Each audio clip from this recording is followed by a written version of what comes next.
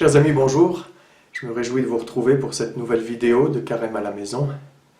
La dernière fois, nous nous sommes quittés sur le thème de la contemplation, où je vous invitais à contempler Dieu par la contemplation de belles images, par la contemplation d'icônes, par la contemplation de la nature aussi. Et naturellement, ce thème de la contemplation, si l'on creuse un peu, pose légitimement la question de l'idolâtrie, c'est-à-dire dans quelle mesure la contemplation s'efface au profit d'une idolâtrie.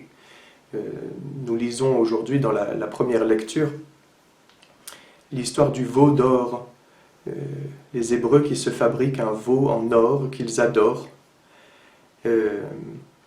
Naturellement, donc, cette question de l'idolâtrie se pose. Elle se pose depuis les débuts, depuis la religion juive, mais même dans la religion chrétienne, depuis toujours, cette question revient. Peut-on représenter Dieu, le Christ, la Vierge Marie, les saints? Au début, dans les premiers siècles du christianisme, il va y avoir une querelle assez importante qu'on appelle la querelle iconoclaste. Ce sera très violent d'ailleurs, avec des personnes qui vont détruire toutes ces représentations. Et il faudra le concile de Nicée II au 8e siècle, qui d'ailleurs ne réglera pas complètement la question, puisque l'iconoclasme se poursuivra un peu après. Mais le concile de Nicée II va rappeler avec force que nous avons toute légitimité à réaliser des représentations figuratives, parce qu'en fait, lorsque nous prions devant une statue, lorsque nous prions devant une icône, ce n'est pas l'objet en lui-même que nous vénérons, mais cette contemplation renvoie au prototype. C'est-à-dire, lorsque je prie devant une icône du Christ, ça n'est pas le morceau de bois que je vénère, mais c'est le Christ qui est derrière, qui se laisse voir dans la représentation. Mais cette querelle ne sera pas achevée avec le concile de Nicée II en 787, elle va se poursuivre. On la retrouvera aussi avec la réforme protestante, notamment le calvinisme, qui va vraiment se battre contre ces représentations imagées, cette profusion d'images. Et comment dire, c'est un reproche qui est assez justifié par certains aspects. D'ailleurs, le concile de Trente viendra régler en partie la question en rappelant la nécessité pour ceux qui représentent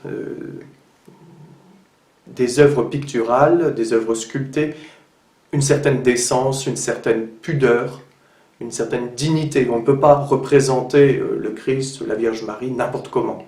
Il y a des codes à respecter.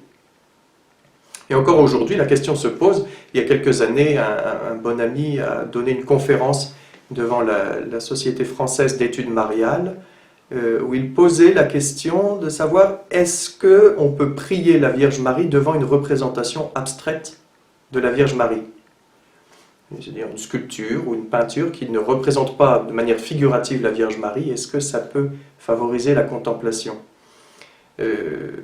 En fait, ce sont des questions essentielles. On peut penser que ce sont des querelles d'esthètes. En réalité, ça touche un point essentiel de notre foi chrétienne, qui est le mystère de l'incarnation. Et c'est pour ça qu'il est important de réfléchir à ces questions de représentation picturale, sculptée, puisqu'elles touchent au mystère de l'incarnation.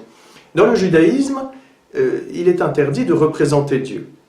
Il y a cet interdit mosaïque, la loi donnée à Moïse, interdiction de représenter Dieu, parce que représenter Dieu, c'est le délimiter. Si je me fais une sculpture qui représente Dieu, ou si je me fais une peinture qui représente Dieu, mais je fais un contour. C'est-à-dire, je donne à Dieu une limite. Ça, on ne peut pas, puisque Dieu est illimité, Dieu est infini. Et l'homme qui a la prétention de dessiner une limite à Dieu, c'est quelqu'un qui a la prétention de se croire plus grand que Dieu, puisqu'il est capable de contenir Dieu.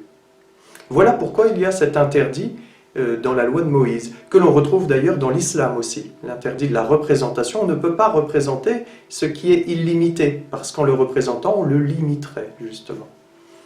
Avec la révélation chrétienne, c'est tout différent, puisque Dieu choisit librement, choisit lui-même de rentrer dans sa création, de rentrer dans notre histoire, de prendre chair, de devenir homme, et donc d'adopter un corps avec ses limites, et surtout avec son visage.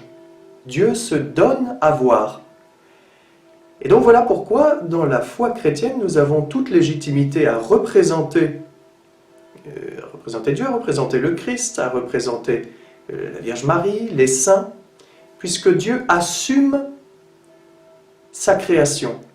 La religion chrétienne, ce n'est pas une religion platonicienne, toute dirigée vers les idées pures, une religion spirituelle, désincarnée, où tout ce qui serait du domaine matériel serait vil, et puis plus on s'élèverait vers l'abstrait, vers les idées pures, plus ce serait idéal. Ce n'est pas du tout ça. La religion chrétienne, c'est véritablement la religion de l'incarnation. Dieu s'est donné à voir, Dieu se révèle à nous en Jésus-Christ. Et c'est ce mystère que nous avons médité hier avec la fête de l'Annonciation. L'ange Gabriel qui rend visite à la Vierge Marie pour lui dire qu'elle sera la mère du Sauveur. Elle va enfanter Dieu.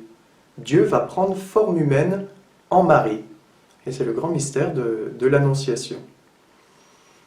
Et voilà pourquoi je voudrais vous proposer de prier ensemble la prière de l'Angélus, une prière que l'on prie régulièrement dans l'Église pour méditer justement sur ce mystère de l'incarnation et demander à Dieu de venir habiter en nous.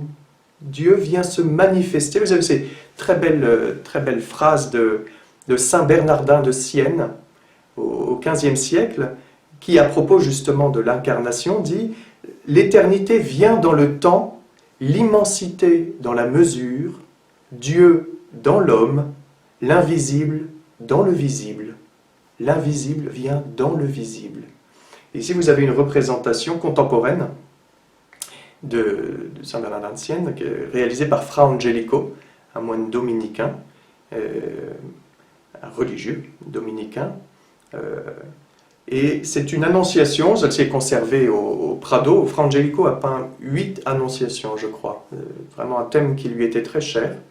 Et donc nous pouvons prier l'Angélus en contemplant cette représentation de l'Annonciation par Fra Angelico et demander vraiment à Dieu de venir habiter en nous.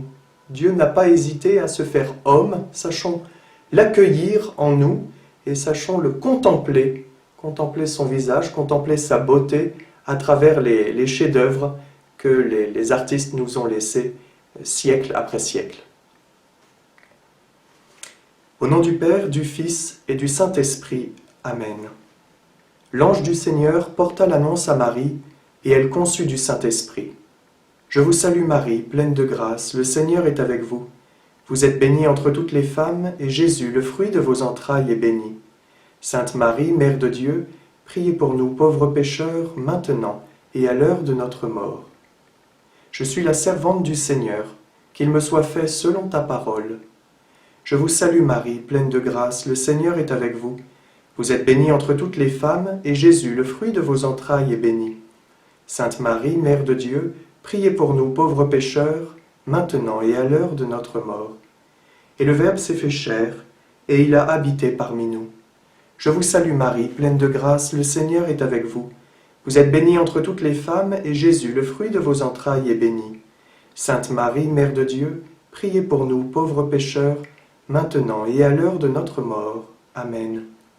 Priez pour nous, Sainte Mère de Dieu, afin que nous soyons rendus dignes des promesses de notre Seigneur Jésus-Christ.